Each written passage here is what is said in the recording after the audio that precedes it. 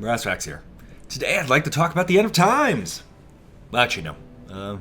Not really just the end of times, but mostly actually everything in between. It's important to have this talk because I think in the gun community, we have sort of gravitated towards chasing gear and then finding situations where that gear is useful versus finding situations where we might need gear and then getting said gear. I'm guilty of this. You're probably guilty of this. And Instagram most certainly is 100% guilty of this. That's fine. But if we're going to treat it as a lifestyle, let's admit to it. It's a lifestyle. And that means probably stop shaming that dude for having an inferior AR-15 to you or wearing Condor gear. Because on the flat range, it doesn't matter if you have Condor gear or Preparedness gear. It's irrelevant. However, if you want to take it seriously, then we have to be honest about what taking something seriously means. And that doesn't mean having the most fancy, tricked up AR-15 and the fanciest multicam drip. It means having a game plan and systems to support said game plan. So, what is this video about? In a recent podcast I did with Hoplopophile, God, what a name.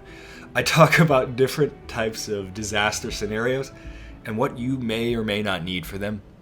But that was fairly superficial, off the cuff, and I think this topic has a lot left in it to discuss in a more formatted fashion. We were also potentially, maybe, completely shit-faced, as we always are in the podcast. So, yeah. So, I'll be talking about different scenarios and what gear you may or may not need in these scenarios. We'll be starting with the more boring, but important to talk about scenarios and then moving our way towards the extreme. These are obviously just my thoughts, and you should use this as a mental check versus being a blueprint for what you may want to do. I'm probably wrong in many ways, but so are you. Predicting the future is incredibly hard, and even the most fancy think tanks in the world, with hundreds of years of education behind them, are probably only right about 60% of the time. We are probably worse than that. One final thing. On the low end of the scale, I'll be talking a lot about how body armor, LPVOs, 400-yard rifles, and fancy stuff makes no sense whatsoever. And that, in a way, makes 90% of what I show on this channel pointless for the high likelihood scenarios. This is not necessarily hypocritical, because A, I will get into scenarios where you might need some of this gear, but also, some of this gear is not just good for the utility of having this gear. Some of it is good because, well, there's a psychological aspect. Being good at something and improving at something is part of mental growth, and that's why so many people have hobbies as an outlet to that. Firearms are a great outlet for self-improvement, and we need productive hobbies. And it just so happens that this hobby also has utility. Taking it a step further, even if we kind of had it like a glass bowl and we could look into it and be like, hey, you probably won't need to use your firearm in your lifetime, taking the simple physical steps to become proficient and then lethal and disciplined with martial firearm usage is something I think mostly everyone should do and is part of being a responsible human being. Now, being ready is being lazy, and being ready for as much as you realistically can be while being deadly in it is part of being a mature human being an either man, woman, single, or with a family. Okay, let's hop into it. You'll pick up what I'm getting at. The first tier of is the most likely one, and as our all-father Nut and Fancy calls it, rule of law. This needs no introduction because you're in it right now. Well, I hope you're in it right now. This is what we live in every day. Law enforcement is 15 minutes away, pizza is 10 minutes away, and Jeff Bezos can get you anything in the world in probably less time than both of those. This scenario is entirely defensive and reactive in nature, but there are a couple things you should do to prepare for it, and more importantly, a couple things that you should probably not prepare for this. On the tactical side of things, conceal carry. For stretch goals, you may want a long gun of your choice for home defense. I prefer rifles, like an AR-15, because it's useful in other categories than this, while something like a shotgun quickly uses utility as you move up the escalation ladder of potential scenarios. But, that's up. Remember, most firearm-related problems you're going to have and by most I mean closing in on 99%, are going to be solved with a good concealed carry firearm, with most importantly, the skills to match. Yes, a rifle is a good choice for home defense, but really, if buying a $2,000 equipped AR-15 precludes you from clearing your debt, having functional savings, having 1 to 2 weeks worth of food and water, or it eats into your pistol skills, then I think you're doing yourself a disservice. Remember, this is about priorities, and we're focusing purely right now on rule of law.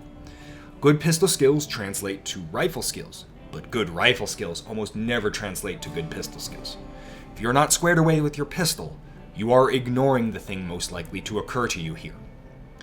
Even if you are of the opinion that the great igloo end of times is right around the corner, which, who knows, it will still not occur instantly, and there will still be massive utility in a period of escalation in being good with a pistol.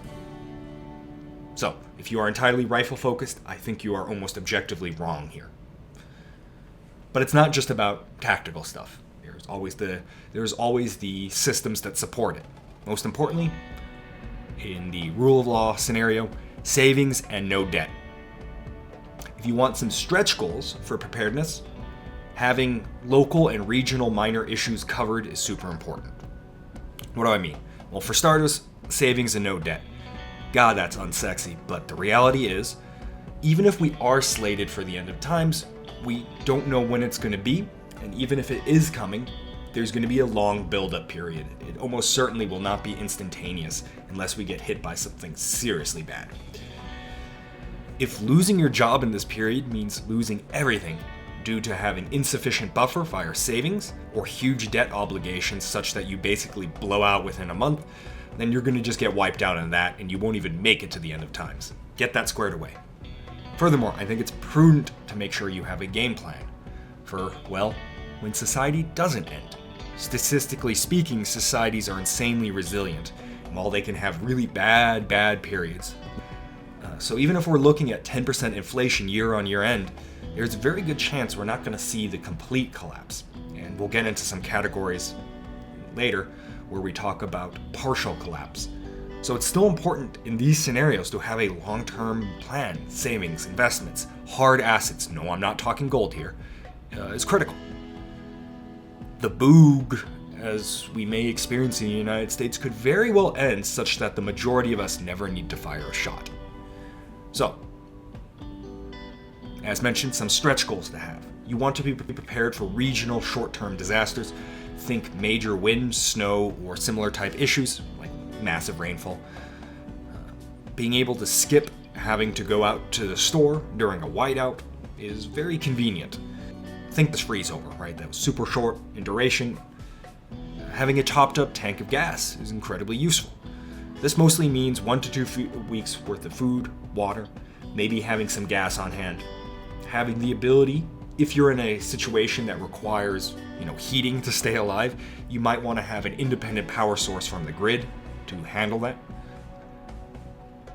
As you can see, the reality is most of your rule of law, right, scenarios are not solved with a gun, but instead of just smart planning, budgeting, having 1 to 2 weeks food, water. Are you investing? What's your social network? Do you have a team of people that you can rely on and a team that can rely on you? Are you on a sustainable path with your life? Or are you teetering on the edge of just having your own personal end of times while everyone doesn't even notice? Buying a $2,000 firearm makes no sense here because it is more likely to fuck you over when you get an unexpected bill than not having a $2,000 setup will when shit goes tits up. So you probably want to work towards unfucking that scenario versus dumping huge amounts of money for a potential scenario that may or may not occur. However, not all of us are teetering on the edge, right? So that just applies to those types of people. If you have all of that squared away, excellent. Let's move on. The next scenario on this list is an intermediate civil unrest within the context of rule of law. So society as a whole is still functioning. The government, both local and federal, still exists in strength. So basically think the George Floyd riots. Let's be real, they were very intense, but they were very localized and very small on the scale of a country like the United States. However, due to either intentional or unintentional, right, manpower shortages, the government backs off of an area for an intermediate time frame. This scenario is obviously very likely because we're not really seeing the fabric of society begin to tear yet, but we're seeing it begin to fray. And at these fray points, we're seeing the potential for, extreme, for a civilized society, looting and the likes. These are semi-spontaneous in nature, though usually precipitate off of an issue. As a prepared citizen, how do you get ready for this? Not too much, actually. Realistically speaking, most are already prepared for this if you are prepared for standard rule of law scenarios, because it's reactive in nature. Once again, your concealed carry, for the tactical side of things, solves 99% of your problems. Remember, the smart course of action if you are not in these areas is just to avoid these areas in the first place. Let the riot burn out and not get involved. Thus, any altercation that could occur is going to occur if you get caught in the middle of it out of negligence or just pure bad luck. And if you're in that, all you'll likely have is a handgun. And a good handgun with the skills to match is the most prudent way to deal with this problem, because A, it's sufficient, and B, we've seen what happens if you show up with a rifle to these events. Going for a truck rifle / PCC is an option, but it's going to be much harder to pull off, and it likely puts the cart before the horse. If you can't deal with these situations with a handgun, I don't think it makes sense to have the rifle. Some stretch goals. Well, let's get a little more fancy in the tactical department and talk about that truck car gun. For starters though, soft body armor might be a really smart choice to have and deals with nearly all threats you're going to encounter in these scenarios. Something like a 3A soft armor that you can conceal. Remember, we're trying to avoid getting trouble in the first place, and trouble sort of happens out of nowhere, from your commute home from work, maybe you're at work, when you're picking up the kids, getting the grocery. So having systems that are concealable and easy to don make a lot more sense than full-blown blowout kits with night vision and all that stuff. That stuff doesn't really make sense. Your best course of action, after all, is still able to blend in.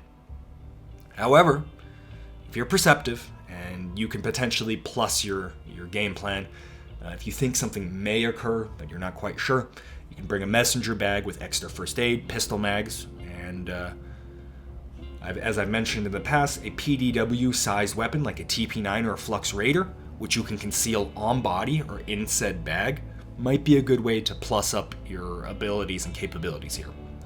Make sure you have plenty of first aid here, because the reality is, while you might be using the first aid on yourself, you're far more likely to arrive after the fact of someone having a bad day than you having the bad day and being nucleus of an issue. So, your ability to help other people is appreciated. Supplies. Well, fairly straightforward here. Remember, at minimum, we still want that 1 to 2 weeks worth of food, water, all that stuff that we discussed in just basic rule of law scenarios, right? Why? Well, if you do find yourself in the middle of it, just riding it out is an excellent option. You may find that, local food, gas, water is inoperable temporarily. And instead of being forced to do a 5 to 10 mile drive out of the hot zone to get these things, and then to come back into the hot zone, it might be safer and more prudent just to hunker down and wait it out. Alright, that's it for part 1. Next time I'll get into fancier scenarios. And that includes actually defending, your business in the above scenario, but I think that's more of a escalation thing, so we'll get into that later. But note, so far I haven't really talked about long gun usage, because, let's be frank, long gun usage doesn't really make sense for civilians statistically speaking yet. Even for Kyle Rittenhouse, his scenario could have just as easily been solved by a handgun, and when you think about it, might have actually made him less of a target. We don't want to be on national TV, and we don't want to go through a protracted, long court case, right? We're trying to solve our problems here. You are far better served, as I keep harping on in these scenarios, by a concealed carry handgun, and maybe a niche PDW could be employed with on-body concealed carry here, but really only a handful of designs even meet this criteria. Next week, or whenever I put it out, probably not next week. I'll get into national unrest, and perhaps, if there's time, regional scaled natural disasters, such as like Katrina scale, where it really fucks up society. I don't want to do this all in one video because 2-hour videos, and they're just hard to digest. Regardless, thanks for watching. Hop down in the comment section. Let's keep it localized to the 2 scenarios I discussed: rule of law, minor civil unrest. There'll be videos in the future where we can discuss, elevated situations, but let's stick it to that. Keep it to that. All right. Thanks for watching. See you guys around. Hopefully this is interesting to you. We'll see if I want to continue on this, but it's a good topic, I think.